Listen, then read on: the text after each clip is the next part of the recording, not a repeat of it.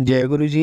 Video को like कीजिए, channel को सब्सक्राइब कीजिए और बेल आइकन को प्रेस कर दीजिए ताकि आपको लेटेस्ट वीडियो के अपडेट्स मिलते रहें। जय गुरु जी। आज मैं आप सबके साथ जो सत्संग शेयर करूंगा वो श्रीमती अनु मुंजाल आंटी जी का है। चलिए आज का ये सत्संग हम आंटी जी की जुबानी हम सब सुनते हैं। बहुत ही अच्छा सत्संग शेयर करा है आंटी जी ने। जैसा आंटी जी ने सत्संग हमारे साथ शेयर करा है वैसा ही आप सबके साथ इस सत्संग के माध्यम से आज मैं साझा करूंगा। इसलिए आप सब संगत सत्संग के अंत तक बने रहना और सत्संग को बहुत ध्यान से सुनना और सत्संग को बीच में न छोड़ें, क्योंकि सत्संग सुनने वाले का भी कल्याण होता है और सत्संग करने वाले का भी। और हो सकता है जो आप आज सत्संग सुने उससे आपको भी अपने कई सवालों के जवाब मिल जाए। चलिए सत्संग शुरू करते हैं। जय गुरु जी। मैं उस दिन का धन्यवाद करती हूँ जिस दिन गुरु जी मेरे जीवन में पधारे। अब मेरा जीवन परिवर्तित हो चुका है और ऐसा प्रतीत होता है कि शनु शनु सब कठिनाइयाँ भी समाप्त हो चुकी हैं। इसका कारण मात्र गुरु जी हैं जो स्वयं सर्वशक्तिमान ईश्वर है। एक मित्र से उनके बारे में सुनकर नवंबर 2005 में मैं गुरु जी के पास आई थी। इस समय मुझ पर अनेक समस्याओं को बोझ था। वितरित पारिवारिक और कई छोटे छोटे निरर्थक से लगने वाली चिंताएं, जिनके कारण मानसिक तनाव और खिंचाव सदा बने रहते थे। कुछ भी ठीक नहीं था। मानसिक संतोष का सरासर अभाव था। मैंने गुरु जी के पास जाना प्रारंभ कर दिया। जिस दिन उन्होंने पहली बार मुझसे बात करी मेरा जीवन सार्थक हो गया। गुरुजी के प्रथम दर्शन के 2 मास उपरांत मेरे पिता को एक दिन अचानक चिकित्सालय में प्रविष्ट कराना पड़ा। उन्हें बसने ज्वर था और उनका रोग इतना गंभीर था कि उन्हें जीवन रक्षक उपकरणों पर रखने की आवश्यकता थी। चिकित्सकों के अनुसार उनके जीवित रहने की आशा मात्र 10% ही थी। उस दिन गुरुजी के मंदिर में जाकर मैंने मन ही मन प्रार्थना की थी। प्रार्थना करते हुए मुझे ऐसा लगा कि गुरुजी मेरे साथ चिकित्सालय गए, मेरे पिता के सब उपकरण निकाल दिए और उन्हें स्वस्थ होने का आशीर्वाद दिया। शीघ्र ही गुरुजी के प्रश्न करने पर मैंने उन्हें अपने पिता की पीड़ा से अवगत किया। अगले दिन ही चिकित्सालय जाने पर अपने पिता को बिल्कुल ठीक अवस्था में देखकर चकित रह गई। उनके सब जीवन रक्षक उपकरण निकाले जा चुके थे। गुरुजी ने मेरे पिता को स्वस्थ कर उन्हें नया जीवन दान दिया था। इस घटना के बाद मुझे गुरुजी के चमत्कारों का और अधिक आभास होने लगा। मुझे शीघ्र ही ज्ञात हो गया कि वह सर्वविद्यवान है और मन के भीतर गहरी से गहरी छिपी हुई कामनाओं का ध्यान रखते हैं। मेरे पति का उदाहरण है। उनके वितरित सौदे अटके हुए थे और हमें अनेक आर्थिक समस्या हो रही थी। कुछ समय में ही सब सौदे स्वस्थ ही हल हो गए और आर्थिक चिंताएं भी समाप्त हो गई। मेरी बेटी का स्वास्थ्य चिंता का विषय बना हुआ था। उसे मूत्राशय रोग की पुनरावृत्ति होती रहती थी। गुरुजी ने उसे ताम्र लोटे से आशीष दिया और उसका जल ग्रहण कर उसने रोग मुक्ति प्राप्त करी। मेरे घुटनों में इतनी आर्थिक पीड़ा रहती थी कि सीढ़ियां नहीं चढ़ी जाती थी। अनेक देवरीय प्रभाव से वह भी समाप्त हो गया। मेरी एक घनिष्ठ संबंधी ने भी उनकी कृपा का अनुभव किया है। वह ब्रिटेन में अपने पति के साथ रहती है, किंतु ससुराल के कुछ सदस्यों के कारण उसकी अपने पति के साथ अनबन थी। अंत में वह अपना घर छोड़कर वापस भारत आ गई। उसने अपने पति से संबंध विच्छेद करने का मन बना लिया था, किंतु गुरुजी की दया से यह अनहोनी घटना होते होते बच गई और उनका दाम्पत्य माधुर्य पुण्य स्थापित हो गया। वास्तव में उसके पहले दर्शन के समय ही गुरुजी ने उसको उसके नाम से संबोधित किया। यह इस बात का सूचक है कि गुरुजी का अलौकिक प्रेम किस हद तक है। किस प्रकार से गुरुजी हमारे गुणतम प्रश्नों का उत्तर देते हैं और हमारे मन की समस्त भावनाओं का ज्ञान रखते हैं। हमारे जीवन में गुरुजी के प्रवेश के बाद सब कुछ सामान्य हो गया है। हमारे कुछ अच्छे कर्मों के कारण ही गुरुजी हमारे जीवन में प्रवेश हुए हैं। अपने चारों तरफ हम सदा उनके रक्षा कवचों का अनुभव कर सकते हैं। वह आकस्मिक विपदाओं और आपदाओं से सदा हमारी रक्षा करते हैं। उनके कारण ही अनेक समस्याएं स्वतः ही हल हो जाती है। वह स्रोतों द्वारा उत्पन्न विघ्न स्वयं समाप्त हो जाते हैं।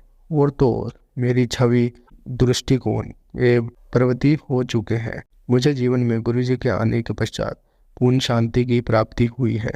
अपने आरक्षण में रखने के लिए हम कृपालु गुरुजी का हृदय और आत्मा से धन्यवाद करते हैं, क्योंकि यह जीवन उनके बिना संभव है। हम अति आभारी हैं। हमारा अस्तित्व, यह लघु जीवन उनके बिना आर्थिकहीन है। उनकी कोई समानता संभव नहीं है।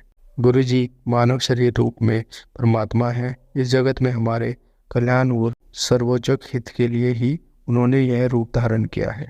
जय गुरु जी। शुक्राना गुरु जी। संगत जी, आज हम आपको विदेशर संहिता का 12वां अध्याय पढ़कर सुनाएंगे। मोक्षदायक पूर्ण क्षेत्रों का वर्णन। सूर्य जी बोले, हे विद्वान और बुद्धिमान महर्षियों, मैं मोक्ष देने वाले शिव क्षेत्रों का वर्णन कर रहा हूँ। पर्वत, वन और कानों सहित इस पृथ्वी का विस्तार 50 करोड़ योजन है।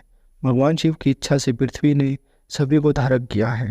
भगवान शिव ने भूतल पर विभिन्न स्थानों पर वहाँ के प्राणियों को मोक्ष देने के लिए शिव क्षेत्र का निर्माण किया है। कुछ क्षेत्रों को देवता और ऋषियों ने अपना निवास स्थान बनाया है, इसलिए उसमें तीर्थे प्रकट हो गया है। बहुत से तीर्थे ऐसे हैं जो स्वयं प्रकट हुए हैं। तीर्थ क्षेत्र में जाने पर मनुष्य को सदा स्नान, दान और जाप करना चाहिए, अन्यथा मनुष्य रोग, गरीबी तथा मुक्ता आदि दोषों का भागी हो जाता है। जो मनुष्य अपने देश में मृत्यु को प्राप्त होता है, वह इस पुण्य के फल से दोबारा मनुष्य योनि प्राप्त करता है, परंतु पापी मनुष्य दुर्गति को ही प्राप्त करता है। हे ब्राह्मणों, पुण्य क्षेत्र में किया गया पाप कर्म अधिक दंड हो जाता है। अत्यंत पुण्य क्षेत्र में निवास करते समय पाप कर्म करने से बचना चाहिए। सिद्धू और सतलुज नदी के तट पर बहुत से पुण्य क्षेत्र हैं। सरस्वती नदी परम पवित्र और 60 मुख्य वाली है, अर्थात उसकी 60 धाराएं हैं। इन धाराओं के तट पर निवास करने से परम पद की प्राप्ति होती है। हिमालय से निकली हुई पूर्ण सलीला गंगा 100 मुख वाली नदी है। इसके तट पर काशी, प्रयाग आदि पूर्ण क्षेत्र है। मकर राशि में सूर्य होने पर गंगा की तटभूमि अधिक पसंद एवं पुण्यदायक हो जाती है। सोनभद्र नदी की 10 धाराएं हैं।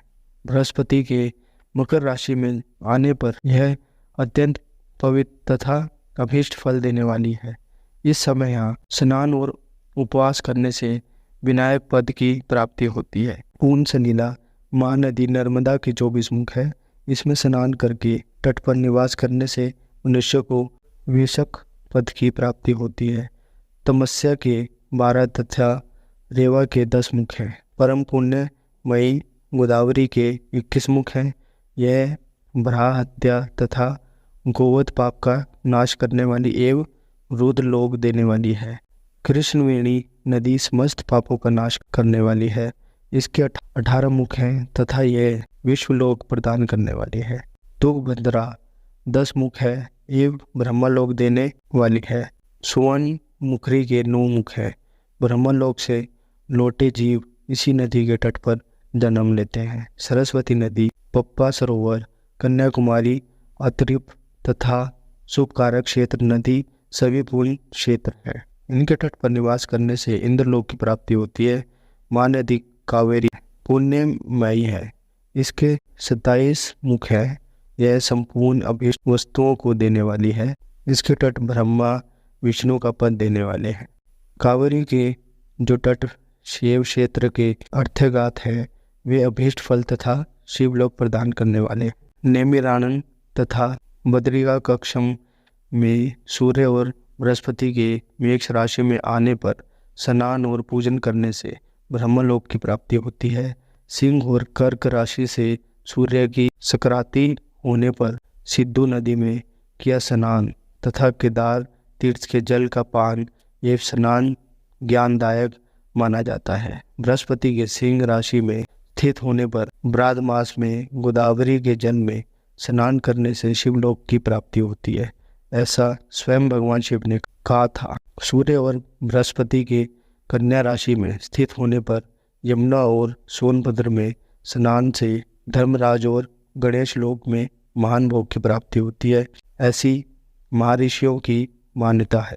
सूर्य और बृहस्पति के तुला राशि में होने पर कावेरी नदी में स्नान करने से भगवान विष्णु के वचन की महिमा से अभीष्ट फल की प्राप्ति होती है। मार्ग ऋषि भाव में सूर्य और बृहस्पति के वृश्चिक राशि में आने पर नर्मदा में स्नान करने से विष्णु पद की प्राप्ति होती है। सूर्य और बृहस्पति के धनु राशि में होने पर सूर्यवंश मुखरी नदी में किया स्नान शिवलोक प्रदान करने वाला है।